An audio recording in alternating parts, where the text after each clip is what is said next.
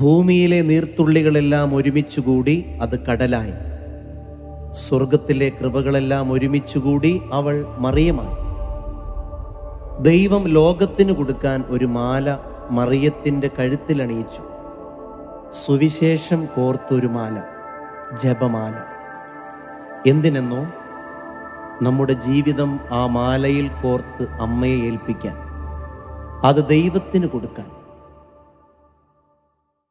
അമ്മേ അമ്മേ മാമരിയേ, എന്നീശോവാണൊരു